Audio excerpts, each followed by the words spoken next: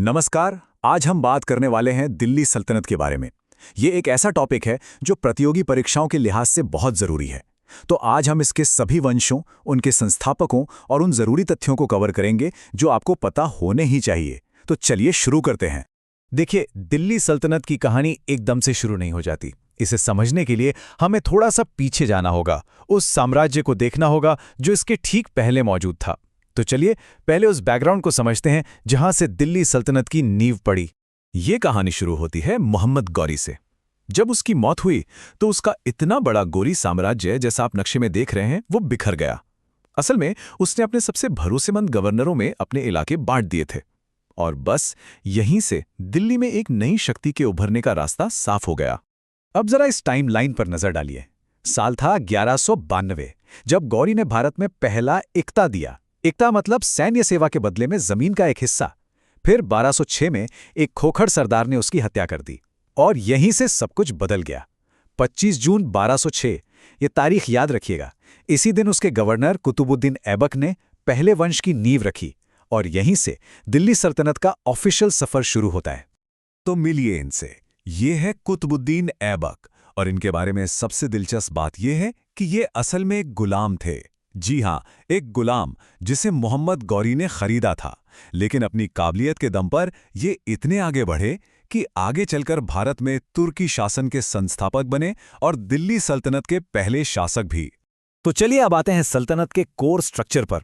इन करीब 320 सालों में दिल्ली पर एक नहीं, दो नहीं, बल्कि पूरे 5 अलग अलग वंशों ने राज किया और इन पांचों को समझना एग्जाम के लिए बहुत बहुत जरूरी है।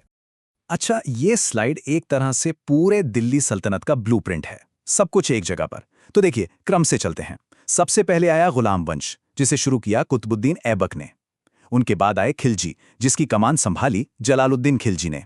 फिर आया तुगलक वंश, जिसे गियासुद्दीन तुगलक ने स्थापित किया। इसके बाद एक छोटा सा दौर आया सैयद वंश का, जिसे खिज्र खान ने शुरू किया। और आखिर में आए लोधी वंश, जिसके संस्थापक थे बहलोल लोधी। अब पिछली स्लाइड से दो बहुत जरूरी सवाल बनते हैं जो एग्जाम्स में बार बार पूछे जाते हैं। पहला, सबसे ज्यादा समय तक किसने राज किया? जवाब है तुगलक वंश, करीब 94 साल। और दूसरा, सबसे कम समय तक कौन रहा? वो थे खिलजी, सिर्फ 30 साल। इन दोनों को बिल्कुल याद कर लीजिए। देखिए, ये 300 साल सिर्फ राजा बदलने के नहीं थे, सल्तनत का नक्शा भी बदल रहा था। इन मैप्स में साफ साफ देखिए, कहाँ गुलाम वंश के समय की सल्तनत जो ज्यादातर नॉर्थ इंडिया में थी और कहाँ तुगलकों के समय की सल्तनत जो दक्षिण भारत तक फैल गई थी। ये दिखाता है कि उनकी सैन्य और प्रशासनिक ताकत कितनी बढ़ चुकी थी। अब मुझे पता है, इतने सारे वंशों के नाम, वो भी क्रम में, याद रखना थोड़ा मुश्किल हो सकता है ना? तो फिक्र मत कीजिए, इसे आसान बनाने के लिए एक बहुत ही सिंपल और मजेदार ट्रिक है। आपको बस ये एक लाइन याद रखनी है, गुलाब खिले तो सांस लो। बस इतना ही। ये छोटा सा वाक्य आपको पांचों वंशों का क्रम चुटकियों में याद करा देगा। चलिए अब इस ट्रिक को डीकोड करते हैं। बहुत आसान है।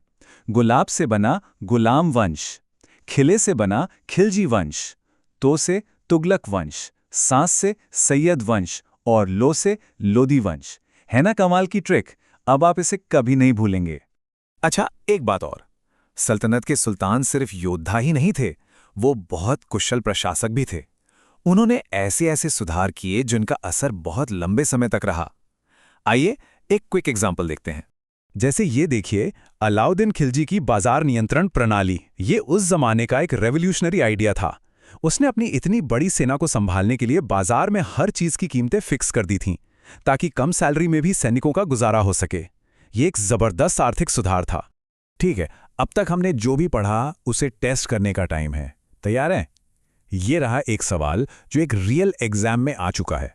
सवाल है, इल्तुतमिश किस वंश का शासक था? ये HSSC 2021 में पूछा गया था। सोचिए जरा। और सही जवाब है ऑप्शन बी, गुलाम वंश। याद रखिए, कुतुबुद्दीन ऐबक के बाद गुलाम वंश के सबसे महत्वपूर्ण शासकों में से एक था इल्तुतमिश। तो चलिए, जाने से पहले एक फटाफट रिवीजन कर लेते हैं। दिल्ली सल्तनत शुरू हुई 1206 में कुतुबुद्दीन ऐबक के साथ। ये चली 320 साल तक, 1526 तक। कुल 5 वंश थे, गुलाम, खिलजी, तुगलक, सैयद और लोधी। और हमारी मैजिक ट्रिक क्या थी? गुलाब खिले तो सांस लो। बहुत बढ़िया। तो आज का ये सेशन हम यहीं खत्म करते हैं। लेकिन इतिहास की कहानी यहाँ खत्म नहीं होती। आपके लिए एक सवाल छोड़कर जा रहा हूं।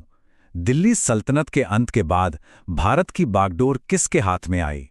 जरा सोचिएगा, क्योंकि इसका जवाब ही हमें भारतीय इतिहास के अगले शानदार अध्याय की तरफ ले जाएगा।